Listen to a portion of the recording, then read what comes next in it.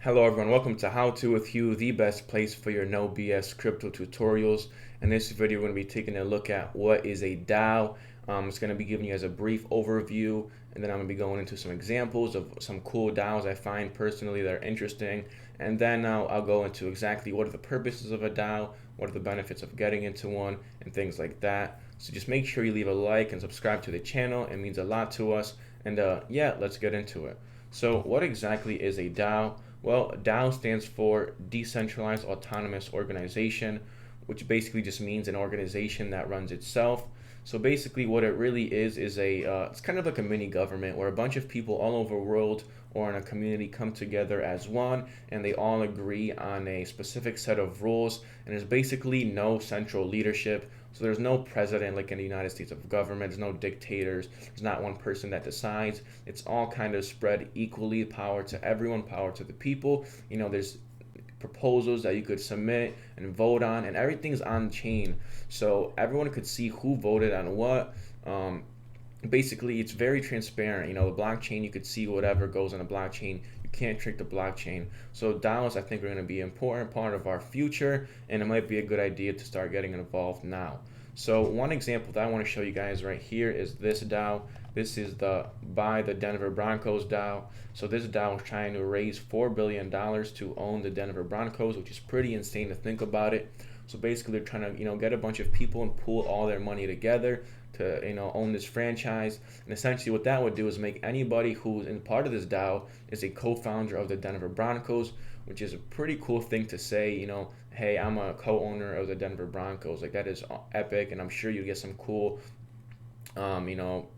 rewards from that, or like cool perks from being bet you'd go free games every season or something like that. This is just really cool, and it just shows you what DAOs can do and the potential of them. So another DAO that I really I think is interesting is Linx Dao. So this DAO raised over $10 million selling NFTs and plans to buy a golf course for their DAO members.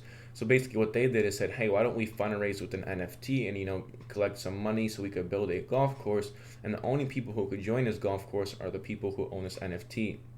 So essentially this NFT acts as a membership to their DAO, and I could see some DAOs doing that, because it kind of gives you a chance to kind of show your support for the DAO, and it shows that you're serious and you bought in, and now you're going to be in here, being a co-founder and voting on proposals and things like that. So these are just a few examples that I think are really interesting. I myself in a DAO. It's called Proof of Good.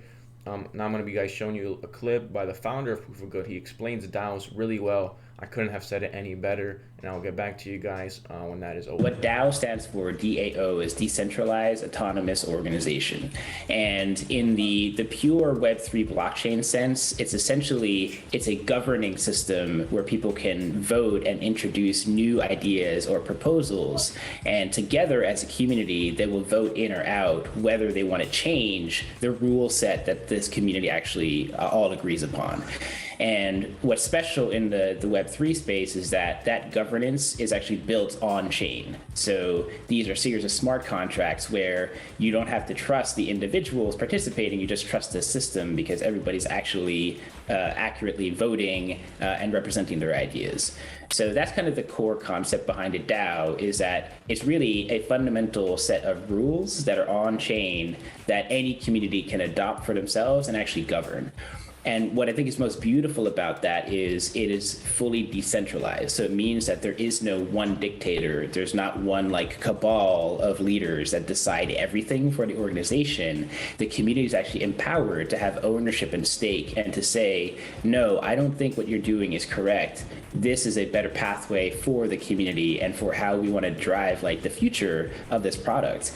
Because in this new Web3 world, everybody that owns an NFT or a token in your project is actually a shareholder, because their value is dependent on the project's direction. So what people want is a say in how that works. They want an opportunity to show that I want to be able to influence the direction of this. So I think DAOs are a very natural evolution foundation of any Web3 project, because it's about giving empowerment to the community, which is the most important part of like any Web3 project. If you don't have community, you're basically dead. So I think that's something very special about what DAOs are. But we have a long way to go to understand how to properly operate it, because it's really forming our own mini governments, and governance is very hard. There's a lot of like nuance and challenge and politics and mechanics and processes. So yeah, that's I think like very as brief as I can describe a DAO. Alrighty, I hope you guys enjoyed that and found that clip informative. So right behind me, I have the Proof of Good DAO website. I'll make sure to have all the links down in the description. But this DAO right here is very welcoming to beginners. So, go check it out and start to network. And we also have a bunch of other DAOs listed in our Dingooo Beginner DeFi Guide. It's completely free. Just go ahead and check out the description. I'll have the link to this PDF as well. And we have a bunch of different DAOs on this. Not only that, we talk about NFTs, and obviously we talk about DeFi, but we just talk about a whole lot of stuff, and I highly suggest you check it out, especially if you're a beginner into this space. So yeah, that's kind of just like a little overview of DAOs. I highly suggest you get into it and start researching about them, because I do think it's going to be the future, and you want to get in early. You want to get knowledgeable now, because the more you learn, the more you earn. If you have, if you're involved in these DAOs and you get to know how they kind of work, pick up some skill sets. These valuable skill sets can be potentially useful to some employers down the line. They'll be like, oh wow, you were part of the Proof of a Good DAO since the beginning, and now they amassed over tens of thousands of followers in their DAO. Like, that's pretty impressive. Why don't you come work for us? We'll give you so and so amount of money, and you don't lose anything from it. So if you do go into this DAO and nothing comes from it, you have nothing to lose. You just learn some stuff, you learn how it works, and you got more knowledge in Web3. So you can't complain about that, right? So I hope this video was informative, and if you have any questions about any types of DAOs or anything like that, I'll review them. Just please let me know in the comment section below. Thank you for watching, y'all, and have a good one.